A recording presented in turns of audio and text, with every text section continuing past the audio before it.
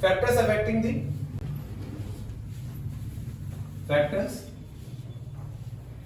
The pressure. वो कौन से फैक्टर्स हैं जो कि इसको इफेक्ट करेंगे? ठीक है बेटा, नंबर 1 फॉर्मूले से पता लगता है। देखो इस तरह बेटा रीड करो बोर्ड पर। Pressure directly proportional to the force.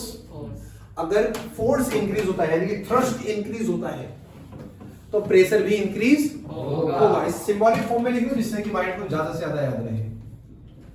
तो ये थ्रस्ट होता है यानी कि फोर्स, अगर वो इंक्रीज होता है तो प्रेशर भी क्या होगा बेटा? इंक्रीज होगा। थ्रस्ट यानी कि फोर्स अगर डिक्रीज होता है तो प्रेशर भी क्या होगा बच्चे? डिक्रीज होगा। नंबर 2 पॉइंट 1/A लिखा हुआ बेटा यहां पर। 1/A यानी कि एरिया। देखते हैं कि अगर हमारा एरिया, सरफेस एरिया अगर ज्यादा है,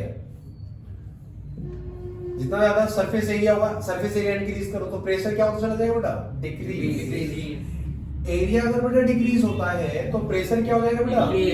इंक्रीज हो जाएगा। हाँ या ना? यही रीजन होता है कि जितने भी हमारे से बुलेट ट्रेन की बात चल रही है इंडिया में, जापान में भी आपने देखा है बुलेट ट्रेन वगैरह होती है, कार हमारी है, फॉर्मूला कार आपने देखी होगी, आगे से क्या करते हैं? नैरो बना देते हैं। हमारे जितने भी एरोप्लेन एयरक्राफ्ट वगैरह होते हैं वो आगे से नैरो होते हैं।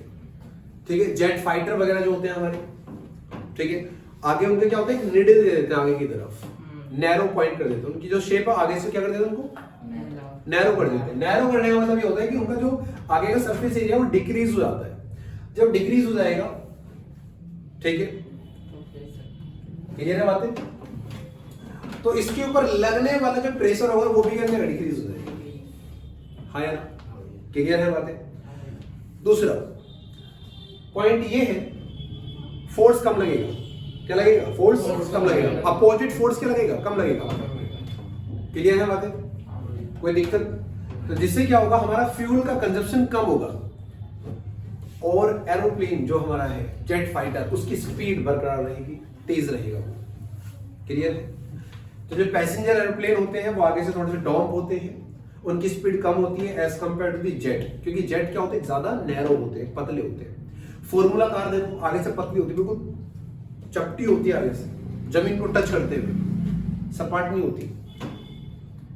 अगर जैसे डीटीसी बस है हमारी दिल्ली में, तो क्या होता है? वो स्ट्रेट होती है, सामने से फ्लैट होती है, उनके आगे क्या लगता है? एयर प्रेशर ज्यादा लगता है जब वो चलती है। जितनी हाई स्पीड कैच करेंगे वो एयर प्रेशर ज्यादा लगेगा क्योंकि एरिया ज्यादा है। ठीक है, तो स्पीड कम हो जाती है उनकी। क्लियर है बातें? कोई डाउट यहां तक? दूसरा पॉइंट ये है कि जो हमारे बैग्स वगैरह होते हैं, इनके जो स्ट्रिप वगैरह है हमारी, वो थोड़ा क्या होती है? वाइड होती है, चौड़ी होती है। अगर ये पतली कर दी जाए तो ये हमें शोल्डर पे चुभेगी, अगर इसमें हमने क्या कर दिया? ज्यादा सामान रखा तो। क्लियर है बातें? तो यहां तक सभी को क्लियर हो गया होगा। दूसरा पॉइंट वही है कि हमारे जो आयरन नेल वगैरह होते हैं आगे से नैरो बना देते हैं वॉल में अंदर जाने के लिए। क्यों? क्योंकि जितना ज्यादा एरिया कम होगा, जितना एरिया कम होगा उतना ज्यादा एफर्ट, ठीक है, मतलब उतना ही ज्यादा फोर्स क्रिएट होगा, एफर्ट कम होंगे। ठीक है, इंजेक्शन होता है, अभी वैक्सीनेशन हो रहा है सभी का, ठीक है, सभी ने करवा रखा है ना? ठीक है, वेरी गुड।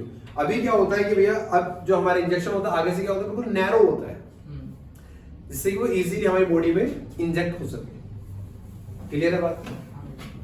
हाँ या ना? हमारा जो पेन होता है फ्रंट से ऐसे चुभाओ, पुट करोगे ऐसे फिंगर के ऊपर, तो क्या होगा? क्या होगा? करके देखो जरा। कम प्रेशर से, कम फोर्स लगाया आपने, ज्यादा चुभेगा। उतने ही फोर्स से आप उसके अपोजिट डायरेक्शन से उसको रखो, चुभेगा ही नहीं। तो ये क्या है? ये एरिया चेंज होने पर प्रेशर बदल जाता है। क्या बदल जाता है? प्रेशर बदल जाता है। हाँ या ना? कोई डाउट है यहाँ तक? नो वे। तो ये कुछ फैक्टर्स हैं जो इफेक्ट करते हैं किसको? हमारे प्रेशर को। क्लियर है बातें? अगर हम बात करते हैं बुर्ज खलीफा की, ये बिल्कुल रेतीली मिट्टी यानी कि एक वैसी मिट्टी में बनाया गया है। ठीक है, इसमें क्या है कि ये मिट्टी कभी भी धंस सकती है नीचे की तरफ। तो साइंटिस्ट ने क्या किया? इंजीनियर्स ने क्या करा, इन्होंने नीचे पहले कंक्रीट की लेयर बनाई, उसके ऊपर इन्होंने बहुत सारे स्टील के पाइप खड़े कर दिए, ठीक है। इसके कारण से क्या हुआ, अब आपने देखा होगा नीचे से क्या है, सरफेस एरिया ज्यादा है और जैसे जैसे ऊपर जाते हैं तो नैरो होता चला जाता है, क्योंकि जो फोर्स लगेगा, ठीक है, वो एरिया ज्यादा होने के कारण डिस्ट्रीब्यूट हो जाएगा, और डिस्ट्रीब्यूट होने से क्या होगा, ये नीचे की तरफ धंसेगी नहीं। दूसरा पॉइंट, जितने भी हमारे देखो हम लोग आर्किटेक्ट का इस्तेमाल हो जाता कर रहे हैं, हमारे जो मेट्रो पिलर्स वगैरह होते हैं, आपने देखा होगा नीचे से एकदम पतला होता है, ठीक है, नीचे से पतला होता है मेट्रो पिलर, ऊपर जाकर के क्या होता है, वाइड हो जाता है, ठीक है। यहाँ पर ऊपर से मेट्रो चलती है यहाँ पर, ठीक है ना, नीचे से देखो ऊपर सरफेस एरिया वाइड हो गया, यहां से सारा का सारा फोर्स कहां जाएगा, इसमें, फिर नीचे जाएगा। हाँ या ना, क्लियर है बात। दूसरा, जो इसे अपोजिट डायरेक्शन में फोर्स मिल रहा है वो डिस्ट्रीब्यूट होगा और यहाँ पर बैलेंस रहेगा, ठीक है बच्चे, कोई दिक्कत नो वे। काफी जगहों पे इसका हम लोग इस्तेमाल करते रहते हैं, ठीक है। तो इस पॉइंट को याद रखोगे या नहीं, कोई डाउट है यहाँ तक। दूसरा, वापस आते हैं थ्रस्ट और प्रेशर के ऊपर। क्या होता है कि जैसे कोई वॉल है, आप कार में जाते रहते हो, ठीक है, अब क्या होता है, जो हमारे साइड में कार के ऊपर जो हम सन लाइट से बचने के लिए हम लोग मैट्स का इस्तेमाल कर लेते हैं, उसके ऊपर रबड़ का कुछ सर्कल होता है, आपने देखा होता है ना, हाँ, चिपकू, चिपक जाता है, चिपकू होता है, ठीक है। अब क्या होता है, वो मिरर के ऊपर जब उसे रखते हैं ना, वो ऐसे डॉम शेप में होता है ऐसे, आप जब इसे प्रेस करते हैं तो इसके अंदर की जो एयर होती है ना बाहर निकल जाती है, हाँ या ना, जब इसे प्रेस करते हैं तो इसमें से क्या होती है, एयर आउट निकल जाती है, एयर आउट हो जाती है भाई, बाहर निकल जाती है, और ये पूरी तरह से क्या होता है, चिपक जाता है इसके ऊपर ऐसे करके, ठीक। जब हम इसे छुटाते हैं किसी भी, अगर आप जस्ट ऊपर से उठाओ इसे परपेंडिकुलर, आप इसे छुटा नहीं पाएंगे। क्यों? जब आप इसे परपेंडिकुलर बाहर की तरफ खींचेंगे तो एयर अंदर जाने के लिए कोशिश करेगी, तो क्या होगा, इसकी जो वॉल है, सरफेस है, उसके ऊपर एयर प्रेशर लगेगा। जब एयर प्रेशर लगेगा तो आप मतलब कि ऊपर से अंदर की तरफ प्रेशर लग रहा है और आप अंदर से बाहर की तरफ से खींच रहे हो, तो एक बार अपोजिट फोर्स हो गया, वर्क नहीं होगा यहाँ पर, आप उसे छुटा ही नहीं पाएंगे। इसलिए क्या होता है, आप इसे क्या करते हैं, साइड से ऊपर की तरफ हल्का स्लाइड करके उठाते हैं, यानी कि आपने क्या किया, फोर्स की डायरेक्शन को परपेंडिकुलर ना करके क्या कर दिया, एंगल दे दिया उसको, क्लियर है। जिसके कारण से क्या हुआ, जिसके कारण से ये इजीली छुट गया, यानी कि साइड से एयर इनसाइड मूव करने लगी, एक तरफ प्रेशर ज्यादा एक तरफ कम, इसके कारण से ये जो इक्विलिब्रियम था ये डिस्टर्ब हो गया, और जो आपका चिपका था, जो मिरर के ऊपर चिपका हुआ था, छूट गया। सेम प्रोसेस छिपकलियां करती हैं, इनके जो फिंगर्स होती हैं, जो लेग्स होती हैं इनके, उसमें छोटे छोटे क्या बनती है, लाइनें बनती हैं। जब ये अपने हाथ को, अपने लिम्स को पुट करती हैं वॉल के ऊपर, तो इनके अंदर से एयर बाहर निकल जाती है, ठीक है।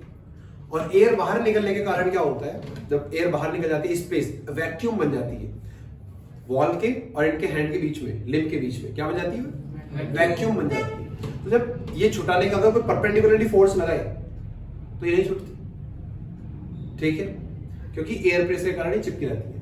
ये क्या करती है, नीचे से ऐसे करके उठाएंगी, नीचे से, समझ रहे हो, नीचे से, तो एक तरफ प्रेशर ज्यादा एक तरफ कम, जिसके कारण से इक्विलिब्रियम डिस्टर्ब हो जाएगा और एयर इंजेक्ट होगी दोनों लेयर के बीच में, और ये इजीली क्या करेगा, मूव कर लेगा। तो इस तरीके से जो छिपकली वगैरह होती हैं वो हमारी वॉल्स पर इजीली मूव कर लेती है, हाँ या ना, इजीली मूव कर लेती है। तो देखो प्रेशर कहाँ का यूज करते हैं हम लोग, हर जगह पर यूज है, पर लेकिन छिपकली देव भैंस नहीं पड़ी, पर फिर भी वो यूज कर रही है। जैसे मुझे पता लग जाएगा वो भी कुछ नया करके आएगी, ठीक है बेटा।